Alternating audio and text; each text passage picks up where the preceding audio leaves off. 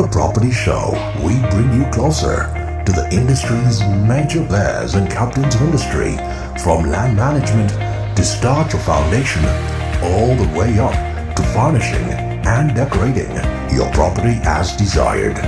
Modern and luxury living for Rwanda in Rwanda. The Property Show. Hello and welcome once again to the Property Show. In today's episode, we are talking about land usage and management, not forgetting the policies that have been put in place. We have guests that are lined up for you to make sure that you get to understand all this. But before we get into it, let's start with our interior designing advices and tips. I'm your host, Brenda. Welcome to the Property Show.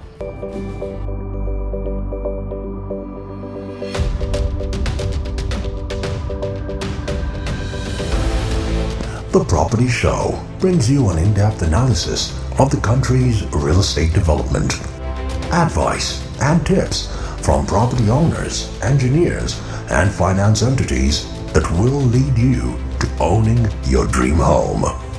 The Property Show. Like I said earlier, in today's interior designing segment, I'm going to share with you ways of decorating your walls without nailing anything. If you're renting, you know what I'm talking about. You don't want to nail someone's walls because you're not going to live in that house forever. And another thing is, if you nail that wall, they're going to deduct your money, the money that you gave them for security, because that's the whole point. On one hand, you want to make that house so homey because that's where you're living right now. It's your home. But again, on another hand, you don't want to make it so homey so that you kiss your deposit goodbye. So it's a dilemma, but then that's where we come in. I'm going to share with you ways of decorating those walls, or put anything that you would like to put on the wall, but again, you're going to keep your deposit. The number one tip that I'm going to share with you is displaying art rather than hanging it. Because we are used to, if you have a piece of art that you want to put in your house, you have to hang it.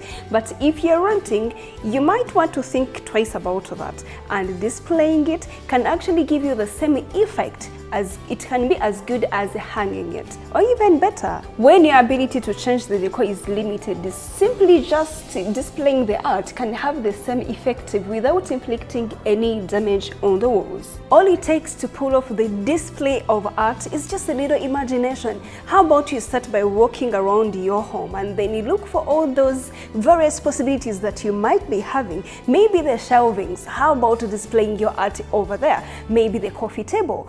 Anything, just look around your house. I'm telling you, you'll find something that actually needs a new life. So if, let's say you have a dresser that is kind of old, or maybe you're getting bored with it, if you display a piece of art on it, you're going to give it a new life.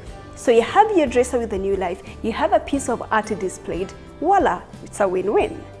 Another tip that I want to share with you is the wall decor, or what we call wallpapers. Now, when I say wallpapers, you might just go back in time and think of all those boring colors and the floweries that we used to have. No, things have changed, and so are the wallpapers. They've been rebranded.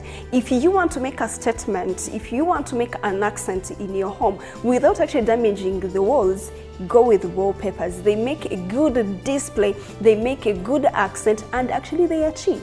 With the price and stick installation method, plus the ability to just pick the designs off and throw it away at the end of your lease, I think this method should be the go-to for any renter. But then I have to warn you, if you're going to go with the wallpapers, make sure that your wall is smooth. It doesn't have any heavy textures or any plasters that it hangs. Make sure that it's smooth and clear, because you don't want to end up with air bubbles in that after putting all that wallpaper. Then you end up having a bubbly look. You don't want that. Make sure that the wall is clear, it's smooth, so that when you put on your wallpaper, it just falls on smoothly.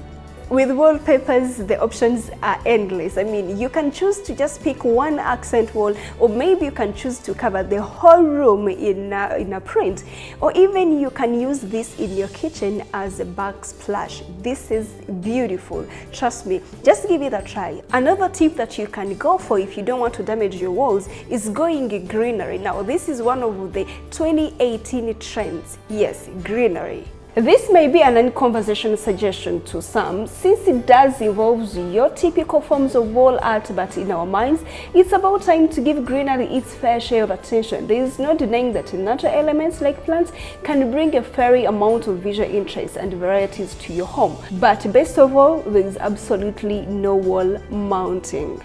From a designing point, over the last few years we've seen greenery become increasingly popular. You can count on plant life to give your interior a much needed pop of visual interest. With that in mind, if you choose to go this route, it will be solely on trend. Again, I have to warn you, if you're going with this option, now you have to remember there is no wall mounting, but then this comes with a bit of caring. You have to care for your plants, you have to water them, you have to make sure that the soil is right and is enough. All those few details that you need to make sure that your plants, your flowers, they stay green and they stay healthy.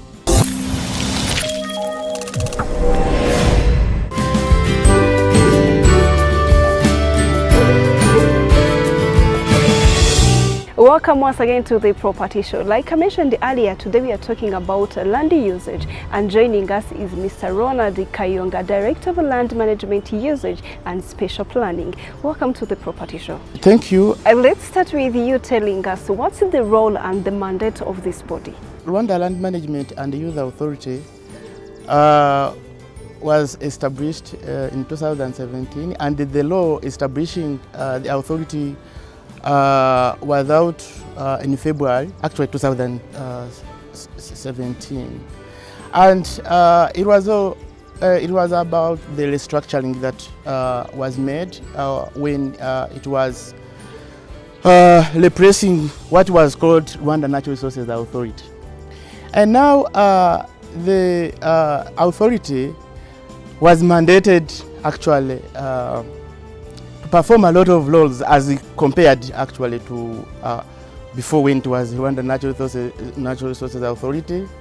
So some of the mandates that were given to the Rwanda Land Management Authority and Youth Authority. One is to implement laws, policies, regulations, and government programs related to land. So that was primary. That was a primary law and mandate for the institution. Another mandate was to provide advice in matters related to land. Again, after seeing that there were a lot of issues related to land, also Rwanda Land Management and Youth Authority was mandated to register land, to continue register land. All land not yet registered to say 100%.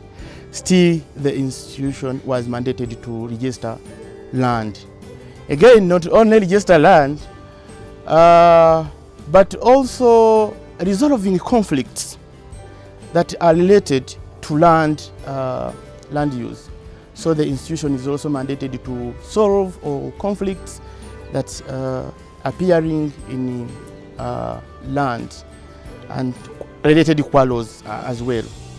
Again, the institution was mandated to produce, disseminate, and publish topographic maps and master plans to the public. And the institution is in charge of implementing the National Land Use and Development Master Plan. Again, the institution was mandated to coordinate the National Geodetic Network. This is related to surveying and mapping. Before we didn't have a modernized geodetic network, but still that is a mandate of the institution. Thank you so much for that. But now talking about planning, there is a land for agriculture, there is a land for industrial and so on. But how do you assign that this land should be for this and this should be for that? We make master plans, and then in the master plans, we detail, we make a classification of the usage of land. So it's from this background that after establishing a master plan, you are able to determine and specially allocate each land use where it's going to take place according to its suitability. So that's why we are in the physical detailed plans for each master plan in a certain area.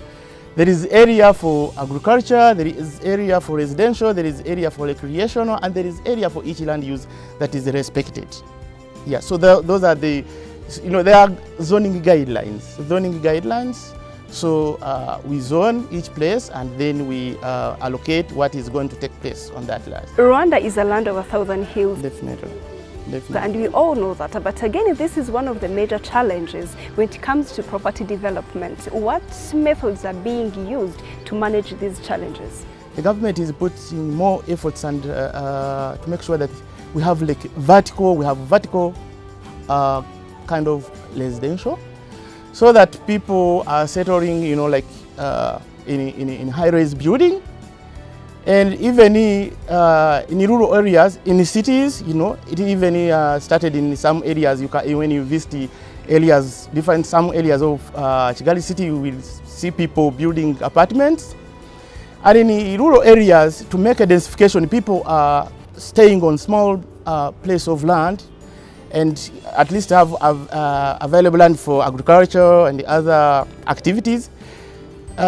We have IDP models where the government put more efforts to make sure that we settle people in IDP model, especially those who are living maybe in high-risk zone. But it is going to be a model that in the nearest future, all the planning we have that all people will be living in the IDP models. In IDP models, we started by 2-in-1, and the 2-in-1 were not efficient land use. And then we have 4-in-1, and now we are going for 8-in-1 and 12-in-1. Thank you so much for that. But you mentioned about building vertical, and that's one of the problems that we are having right now. We Rwandans, we are used to having big compounds and gardens for ourselves and for our families. But then talking about getting 8 families to stay in one building, isn't that a problem? Every Rwandan would prefer to live in the areas where his or her children were enjoying a big compound. But given the small or scarcity of land we have in Rwanda, I would say, according to the master plan we have, those are discouraged. We develop the master plan and we develop neighborhoods, and we have a compound for all people. So you find in an area, in a residential area, maybe about maybe 20 or 30 households, they have one compound where they can make recreational facilities and so forth, and even a small space for parking. And in the same as in the rural areas, especially in those IDP model village, I'm telling you, there is a planned green facilitation or recreational facilities where all people in that village will go and enjoy in the same place. Well, I hope something's being done so that the citizens get to understand it the way that you do. So let's talk about the future with your mandate. What's being done? Already we worked on the agricultural protection lands, and which is not yet, it's an order that is not yet approved. And we are also planning to map to make sure that agricultural land is much more protected. So no person is going to use it for residential or for other, but improved and efficient land use for the country to make sure that Rwanda has a good, actually sustainable land use planning, even in the future, so that we really avoid and try to mitigate all these challenges. Thank you so much for creating time and sharing all that information with us. For you, the viewers, I hope some of your questions were answered. Don't go anywhere, because next we talk policies. Still watching the property show. Joining us right now is Mr. Nteziryayo from Land Usage and Monitoring Specialist. Thank you so much for joining the property show. Thank you, Brenda. All right, my first question is going to be, in terms of planning, the city of Kigali was given a priority, but then what about the other cities and the whole country in general? The National Land Use and Development Master Plan was a tool which was established to implement different government policies and visions. And through those planning tools, we are starting to look at how to phase out so as we may reach to their full implementation. Starting by the city of Kigali doesn't mean that maybe the rest of the parts of the country have been left aside. Only the reason is that the city of Kigali is the capital, but also we have identified 6 secondary cities, almost one per province, except maybe the west, where we have Rusizi and Rubavu city. For the city of Kigali, it was like a pilot, so that we can see the implementation challenges, and then we move next to the 6 secondary cities, which is now being implemented. Urban development master plans have been developed for the 6 secondary cities, and now they are in construction phases and development. The infrastructure sector is booming, especially when it comes to construction. But then the question is, what is the government doing to protect the land for agriculture? Yes, looking at the government plans to have in medium term 35% of people living in cities, we are looking at almost the whole area of the cities will be the built up. For instance, where on the master plan, the agriculture land was designated for that purpose, at least we protect it so that nobody will be changing that land use for built up or any other use. And we are thinking that to put in place ministerial instructions for the immediate protection, at least, so that people may be restricted to develop buildings in areas planned for agriculture. One, look at different suburbs of Kigali. Look at Ruyenzi, look at Muyumbu, look at other areas which have been developed as a result of lack of restrictions on building or on constructions, saying heavy laws, as they say, which is not the case. Then they choose to go and build in the suburbs. It means maybe restrictions in the cities are heavy, according to them, other than the suburbs. Then they are starting to consume agricultural land. So we are looking at how maybe to reduce the speed, so that people may be looking at how to manage the land properly, and then build at areas which were designated for buildings. And then not only for buildings, but also looking at which models.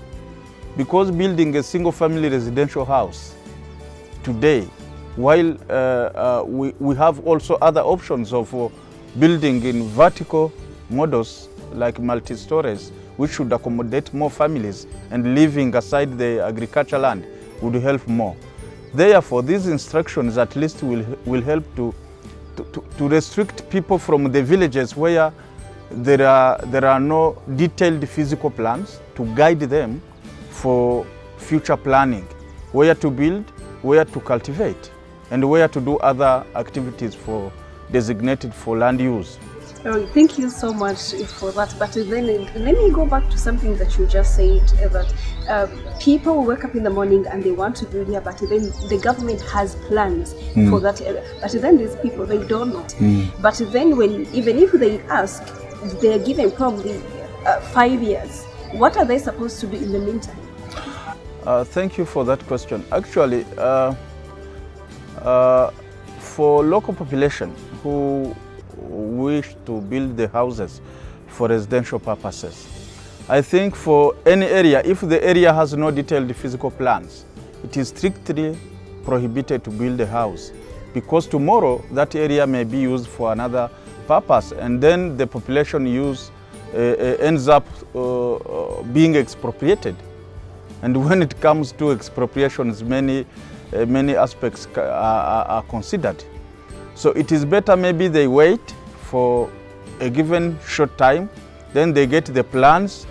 But even those districts issuing the construction permits, we have areas where there are already villages, planned settlements.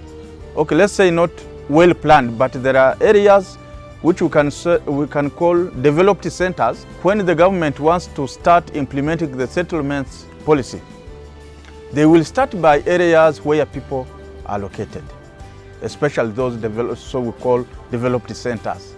They will not go to start by where there is agricultural land in very far rural area. They start by where there are densely settled.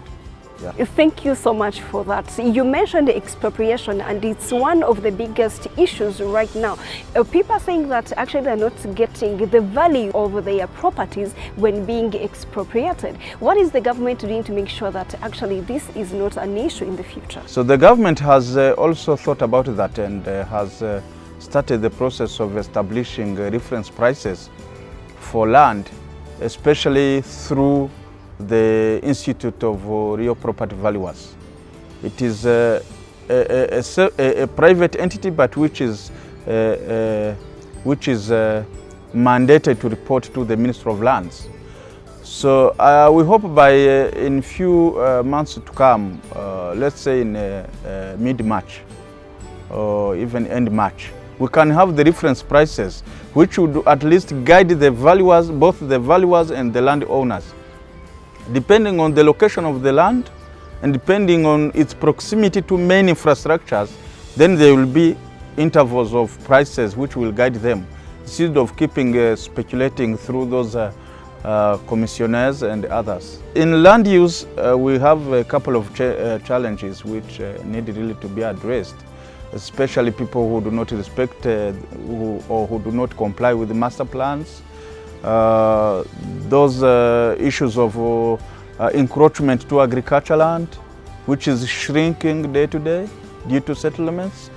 We have those lack of restrictions on the suburbs, areas outside the master plans. We have also development of urban sprawl around the city. So all those challenges are being thought about, and proposed solutions are being implemented, starting by the protection of agricultural land I mentioned earlier. We are now today starting to implement the National Strategy for Transformation, NST1. So we should accommodate all those country plannings and visions to the master plan, which is today outdating because it was established in 2011. So with the lifespan of 10 years. So we are now in a process of the review to accommodate new changes. So that will also incur to enforcing inspection especially for buildings. Inspection to make sure that all people comply with the established master plans and now plan for our future generations. Yes, we want people to develop, but also to develop in the right way. Having an area growing without where they will get the food, or without where they will get other services, will be for no use. But we'll try, as the ministry, we'll try our best to get all those planning documents reach to local population without even them coming to see them from either the districts or either to the ministry. Well, thank you so much for joining us and making us understand some of the policies. And for you, the viewers, next time if you need information, please make sure you go to the right people and you'll be given all the information that you need.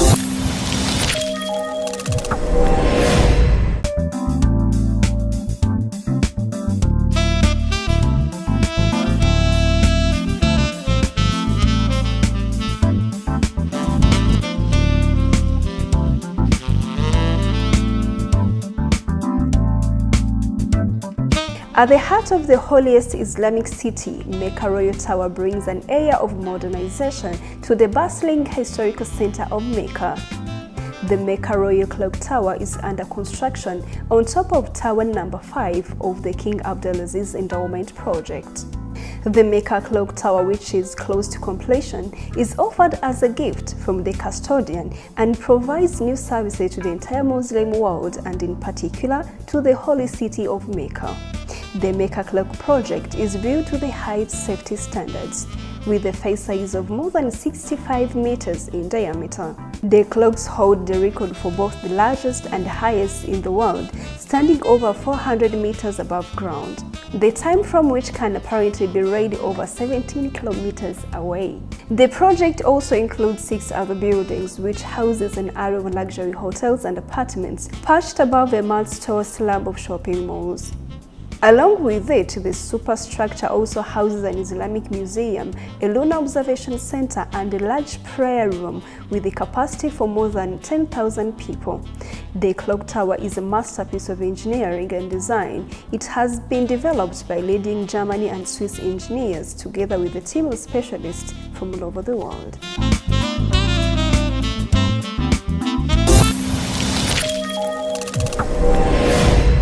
We have come to an end of today's episode, and I hope that some of your questions about land usage and management and the policies were answered. For you who missed some of our previous episodes, go to our YouTube channel and you'll find them there. And if you have any questions or anything that you'd like to share with us, please just call the number and we'll be able to assist you. I was your host Brenda, and I wish you well.